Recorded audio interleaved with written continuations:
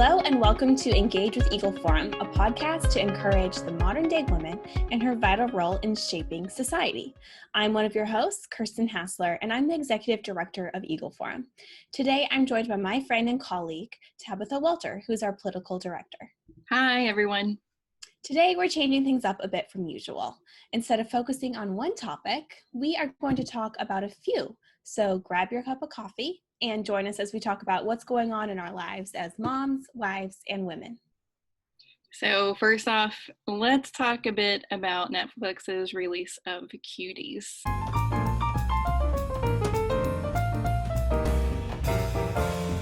It's been in the news probably for a week now, maybe a little more.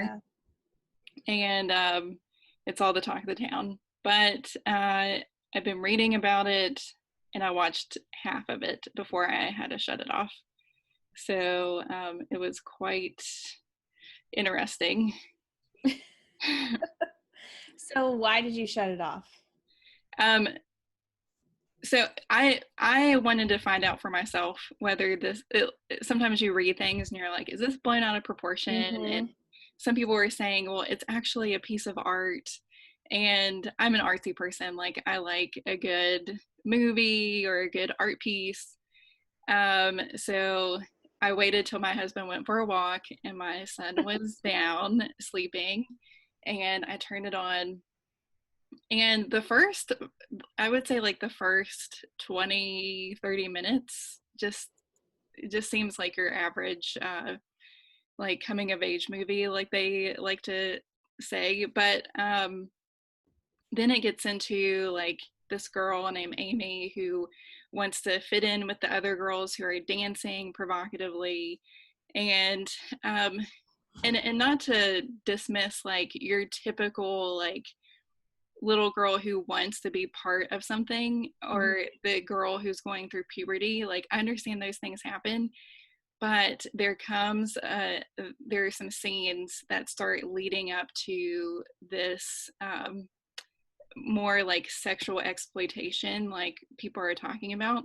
And so the scenes that I saw, there were girls who were little girls, so children who were watching a video that contained pornography, and the pornography was on the screen. Wow. And then there was a part where they were playing with a condom. The one girl was teaching the other girls how to twerk, and during this time when she was teaching these dances, the camera was zooming in on their butts and their private parts, and even though those were covered, that's still child exploitation. That should have never been part of the movie. It was awful. And so Wow. after I saw a few of these scenes, I had stopped at one point and I'm like, okay, let me see about the rest of this. And it only took like 15 more minutes. And I was like, okay, I can't watch this anymore. And so, yeah, there were still more scenes to the movie that I didn't watch that I read about. There are articles that say that there was a child photographing her genitalia. The girl's mother calls her a whore. And then the girl seduces a family member. So weird. Yeah. Why did the director or the creator feel the need to make this movie? Do you know? She obviously, like, she felt that this was bringing to light some of what girls go through and how they think through these things. Yeah. Like sex and puberty and how your body changes. And she sees it as a good thing and a way to bring awareness. And the movie is rated MA for mature. So it is for adults. It's not for children to watch. Yeah. But I think it also is a testament to where people, especially in Hollywood and in the entertainment business, where their mindset is at, because they see it as something that it's okay to put that in a movie. Yeah. Even if it is bringing awareness. And in my opinion, that's not okay. my husband and I had many conversations about this, and we kind of use the example of, if you have a movie about a heroin user, you don't give them heroin just to be part of the movie. Yeah. And it's the same thing. You don't exploit children to make a movie about child exploitation. And I mean, and two, like, I think our world has just went down that lane of, you see like one thing after another. You see like these children on TikTok who are dancing to these very adult themes of music and adult moves. I don't even want to say adult moves because I just Are you doing that in your house, Tabitha? no. My husband laughs at me because I cannot twerk at all, and so now it becomes a joke. It has the opposite effect on him. But Funny. but yeah. So I think our society has progressively moved towards this perversion and diversion of sex and what sex is Yeah. really means. And Yeah. and the age has gotten younger and younger, and you see it on social media, like especially TikTok. But yeah, I think it's in our faces all the time, and it's in our children's faces. Yeah, that's really sad. Just like the loss of innocence that children should just have, Right. They shouldn't even be worried about these things, yet these girls obviously are, which is so sad. Yeah. So did you cancel Netflix? I did not cancel Netflix. I know a lot of people who have, and it's still a thought of mine because that was pretty grotesque. I don't think I've watched anything on Netflix since, but I saw, they had the hashtag cancel Netflix going around, and then I saw an article yesterday where they lost 8 times the amount of people who typically, I guess, who are on their platform. Wow. It's always so hard. Like, like there was a few years ago, like, don't go to Target because they have like gender neutral bathrooms now, but it's just, and like cancel Starbucks because they support like Planned Parenthood and in terms of funding. And it's just so hard because like you're one person, does it really make that big of an impact? But I mean, 8 times the amount of customers the normal lost is a pretty large number, I would think. Yeah. So I'll be interested to see if they like will do anything about this. Yeah, they went before this was released. People were in an uproar about like what they call the artwork of the movie. Yeah. So like their promotional pieces, and they did apologize for that, and they took that down and put another picture up in its place that that's not provocative at all. But I still have issue with that because then you have people who think it's one thing and not the other. Yeah. And they still didn't remove the movie. Like, we obviously, like, we care about what that poster looked like, but we care more about what's in the movie. And so they just halfway tried to please their customers, and it didn't work. Yeah. I wonder, like, so if the director and the creator is so concerned with bringing to light child exploitation, what would have been a better way to do this? Yeah. Than actually like showing it? So that's a good question. One, there are real things out there. Like, you could just pull videos off of TikTok and there you go. But of course you don't want to put that out there when it's a child or a minor. I know that there are organizations who work, one, to make children more confident in their bodies and in growing up. We had Heather Roosh on a while back, like earlier this year. Yeah, it wasn't one of our first episodes. I think it's called a sexuality mentality. Yeah. So she does a lot of that kind of stuff where she empowers young girls to be confident in themselves. But then there's also like serious operations, and so Operation Underground Railroad, they do a lot of like human trafficking things, but they also catch like sexual predators online as well. And so they're on the other end where where men and sometimes even women are sharing these pictures and things like that of little girls and little boys. So there's more than one way to spread awareness about something, and these organizations are doing a good job of spreading that awareness in different ways, and you can tackle it different ways. But I'm not sure if we need to see an 11-year-old in her private parts to understand that, the brevity of what's going on. Yeah, and I think like it really just shows how important it is to like be monitoring the role models that your kids have growing up. So like everyone on TikTok is doing these icky dances, and then it's getting affirmed by, if they're in like this dance company where they're having these provocative dances. Well, maybe like instead of allowing our children to take that as like the model of sexuality, find a different role model who is good and is still, feminine, but isn't super provocative about it. Like Phyllis Schlafly. I was gonna say, just like Phyllis Schlafly. Yeah. She did a lot, but she wasn't like, she didn't have to like shake her body to get her point across. Right. And I think we saw that in Mrs. America in the first couple episodes. Just how the portrayal of not only the feminist movement, but also a couple points like when Phyllis was in that pageant. She was never in that pageant. She would have never done that.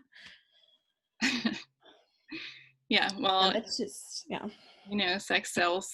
Yeah, but it's not empowering, Right, yeah. Well, sex can be empowering, but as long as it's done, in the right way. Yes. So, yeah. I feel like, there's so many facets we can go down, and I don't want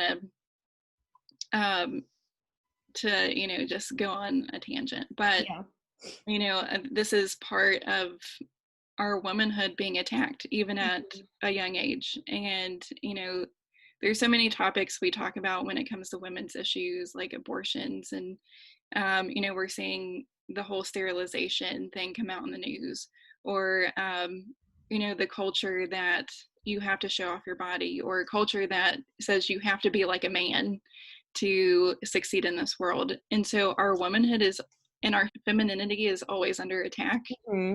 But we can raise our children in a right way where we respect womanhood, whether you have a son or a daughter. There's a right way to go about it, and that's the biggest impact you can have right now, is to raise your children in a right way, or even be a role model for a niece or a nephew or a neighbor kid. Yeah, it's so true. Well, I think this is a good segue into our next topic, which was a huge deal to me, and I think to a lot of other people, is that the Keeping Up with Kardashians was announced this past week that they are going to be not having any new seasons after the one that's airing, I think, I don't know, starting in 2021.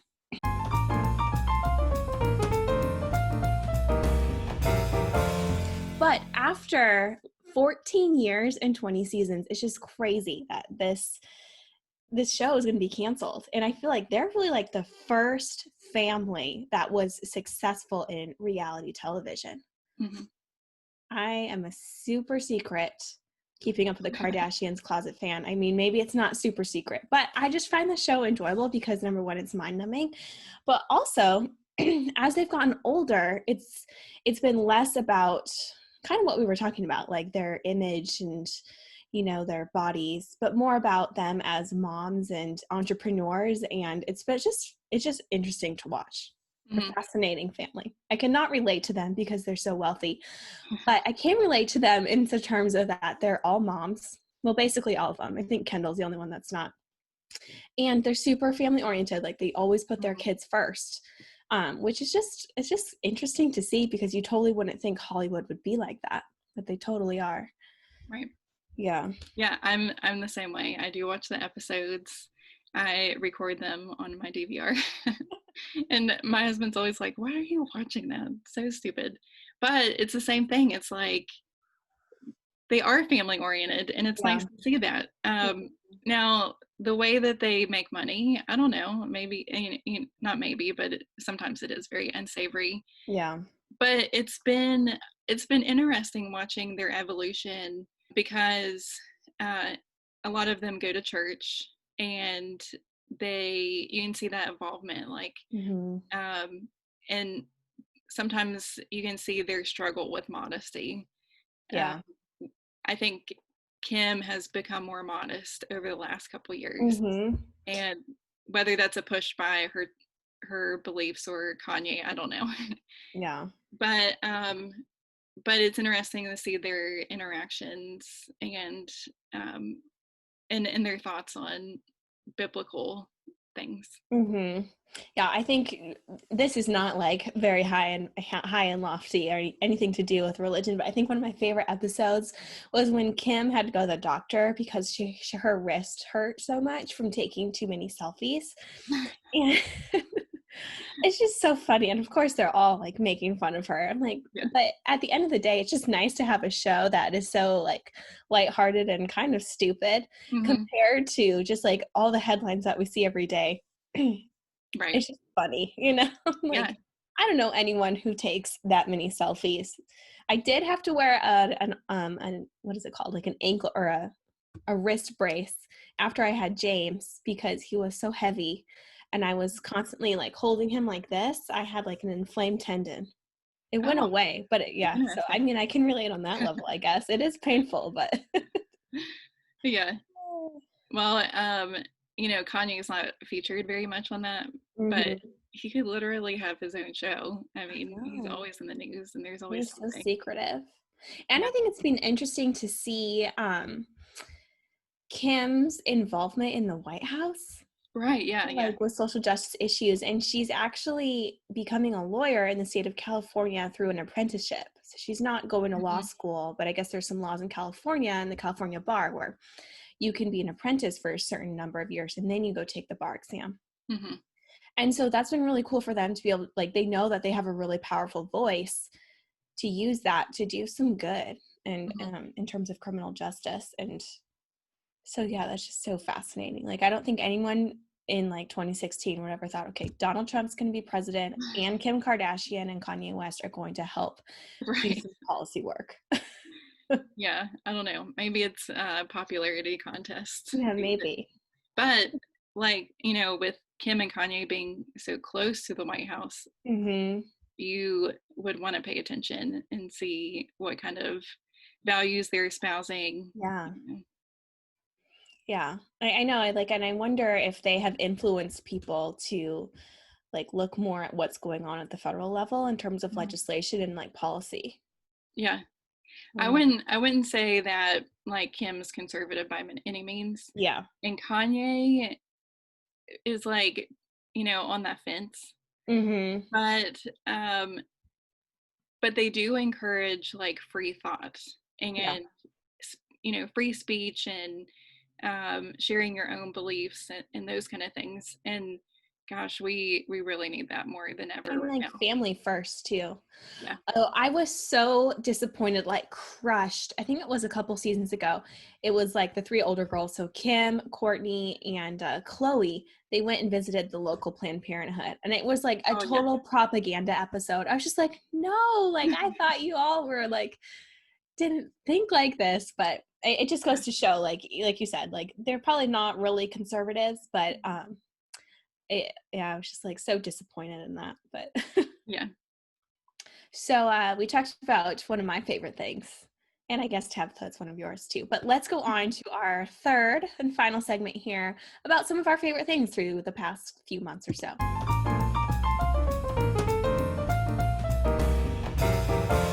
So Tabitha, what are some of your fall must-haves, or what has really gotten you through the start of like this COVID, I don't know, lockdown since March.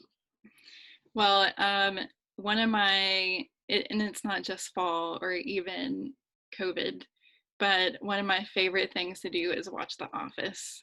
I am a We've huge been watching The Office too. I'm on season 6. I like to watch with my husband because he is makes me laugh and then I make him laugh and then it's even more funnier. yeah. Is this the first time you're watching it? No. Okay, good.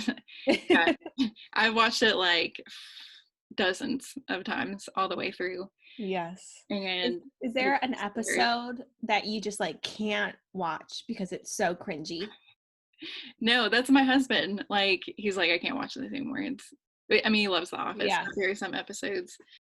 There's an episode where Phyllis is in the parking lot and she gets flashed by a man. And she comes back into the office and she's telling people and they're coming around her and comforting her and I think someone's like calling the police Yeah. and Dwight gets really serious and he like Dwight's like the Crazy sometimes. the volunteer cop or something. Yeah. And so he's trying to like head this investigation. Well then Pam, she draws a sketch of the perpetrator and she's drawing it to look like Dwight. And so he's like on it and he's posting pictures everywhere and then at the end he realizes it's just pictures of him everywhere. Oh, that's so funny. Yeah. Yeah, the one episode I just like cannot watch are Scott's Tots. Oh, And if so you're not an Office fan, Michael Scott, he's the regional manager, promises like, I don't know, these kids when they're in like 2nd grade that he will pay for them to go to college. So then he gets a call that they're like graduating seniors now. And he's like, I don't have the money for this, but it's just so awkward. Like he totally kills their hopes and dreams. yeah, Oh, so it bad. just makes me want to cringe. But I was going to say, I think one of my favorite episodes is when it's after Michael leaves and Andy is manager and he gets beat up in the parking lot Oh yeah. by like some 5th grade girls. It's funny. Yeah. I love that show. Well, it's going off after this year, off of Netflix. Is it going to be on another platform? I think it's going to be on NBC's platform. Why can't they all just be on one? It's just crazy. Yeah. Well, that would be called cable. Can't choose. But then I can't go stream the stuff I want to at any time. Yeah. All right. So another favorite item of mine, and it has to do with food, is the Trader Joe's Danish Kringle. Have you had that? Oh, it's from Racine, Wisconsin. I've had it. Oh yeah. Have you been to the bakery? No, but those are okay. So if you don't know, I'm actually from Central Wisconsin. But like if you're from Wisconsin, like that's where you get your Kringles from. Oh, They okay. have them like all over in like the grocery stores and stuff. And when I actually worked in Governor Walker's office after I graduated from college, I like almost every Friday, I feel like his executive assistant would bring an a warm Kringle from that bakery because she lived out near Racine. Mm-hmm. Like, they're so delicious. But now they have the pumpkin ones, right? Yes, I haven't tried the pumpkin one yet, but if you follow the Instagram account Trader Joe's Food Reviews, they give it a 10 out of 10, and I think every Kringle is a 10 out of 10 Yes. for her, but my favorite so far has been the cheesecake one. Oh, I bet that's so good. Do you heat it up in the oven or do you just eat it cold? I just eat it cold. With some coffee. Yeah. Mm. And then I've had the raspberry one and I think the almond one. Yum. But cheesecake is by far my favorite. Yeah. So if you're looking for a treat, go pick up yourself some Kringle from Trader Joe's. Yes, So and it's like $8. If you get it from O&H Bakery in Wisconsin, it's going to be like 20 some dollars. There you go. In a road trip. Yeah, you have to drive all the way there. So speaking of Trader Joe's, I just went there for my fall haul because everyone knows they have the best pumpkin stuff. So I love their pumpkin bread in the mix. It's so good. I usually add like a cup or so of the canned pumpkin. Oh. Makes it a little bit more pumpkin-y. Yeah. It's so good. I love that bread. I think last year I made it almost every week, probably through to March, because they still had it on the shelves at that point in the Trader Joe's that I went to, which is amazing. What else is really good from there that I picked up? I just went this week. I was so excited because like I went a few weeks ago and they didn't have any of the fall stuff, but now they do. The other thing is the lentil soup that's in the refrigerated section, like by the hummuses or cheeses. Mm-hmm. It's really good. Mm. Mm-hmm. I get some of their soups sometimes, but like in the carton. Yeah. Yeah, this one is just like it's kind of like, like cafeteria, like the grab bag area. Mm-hmm. It's nice. It's good for a nice lunch though. What's your favorite warm drink for cool weather? Well, probably coffee. I'm not a big coffee person. I also really like tea, but I go through waves. Like some months I'm like total coffee every morning, and then some months I need my cup of tea. Right now I have the pumpkin spice coffee from Trader Joe's with some pumpkin spice creamer. Wow. We're very pumpkined over here at the Hasler house. So if you start getting tan, we'll know it's just like pumpkin residue.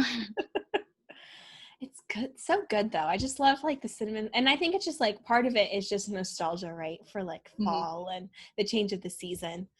What about you? What is your favorite warm beverage? I love a chai tea latte from Yes, Starbucks. It's so good. mm-hmm. Um, and seasonally, they'll have a caramel apple spice, and it's just like warm apple juice with some caramel and foam on top. It's so good. It's like if I don't want the caffeine, that's what I go for. Is that from Starbucks? Yeah, that's from Starbucks. Okay. I think they started branding it as like a kid's drink, but I love it. Hey, do what you have to do. Yeah. That's so funny. Yeah, speaking of pumpkin spice, the pumpkin spice lattes from Starbucks, I can't handle. They're way Yeah, too sweet. They're gross. it's not I'm worth not a it for big me. latte person anyways. Like I'd rather just have my coffee with some creamer or some half and half or something. But it's just like way too overpowering. Which you think like everything pumpkin that I've told you all about, like I would love that, but Right. Same not. here. Yeah. We're not that basic, I guess. Oh, it's so funny. So the last thing that I've been super into is I've become a plant lady. Oh, Yes. So I have the fiddle leaf fig, which I think every millennial probably has on Instagram. It's super cute though. It's in my kitchen. It's pretty big. It's maybe 4 feet. Hopefully it'll grow bigger than that. And then I have another one, which is called a ZZ plant. And it has some very long Latin name, but the lady I got it from was like, it's just a ZZ. Like, and then I like saw it at a couple other places and it's literally like the letter Z, the letter Z.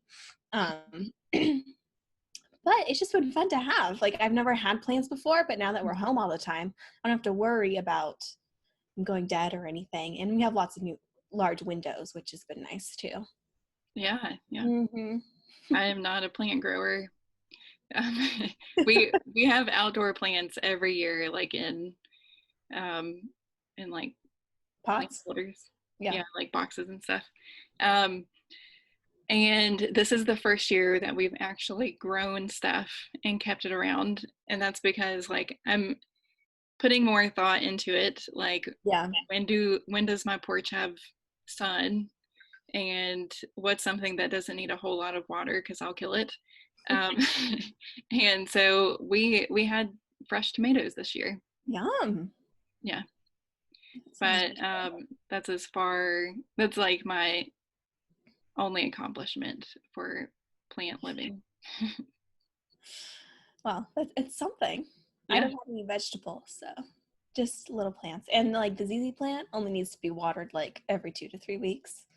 Oh, So nice. that's really easy. I know they have those air plants, but I saw that someone posted on Air? I think What's an air plant? it looks like a teeny tiny fern. I think it might even be a succulent. Okay. Um, but they're usually really small, and you don't really have to water them, like Oh, maybe once every few months or something, yeah. kind of like a cactus. Um, but I did see some that someone I know killed theirs, so it's not foolproof. Yeah, it's not easy. That's funny. I had a couple succulents like I don't know, a few years ago, but I also killed them. And I don't know if it was because like it's just so humid here, Mm. because I only watered them. It said like to give them one ice cube like once a month. I did that and they still died. Hmm. I don't know. I don't know either. I cannot help you there. Actually, if you ever hear a plant advice from me, do the opposite. Okay. Hey, I grew a kid for 2 years. He's still running around. Yeah, So there you go. yeah, Counts for something, right? yeah. So if you guys have any plant suggestions for keeping them alive, send those our way because we could use it, especially me. Thank you so much for joining us today. And we hope that this was lighthearted, but also gave you a little information on what's going on in the world today, and then a little bit of womanhood and motherhood and femininity to start your week off right. So, for those listening to this episode, please be sure to subscribe, share with your friends, and leave us a review. You can find us on all the major social media networks and at engagewitheagleforum.com. From your house to the State House to the White House, this is Engage with Eagle Forum.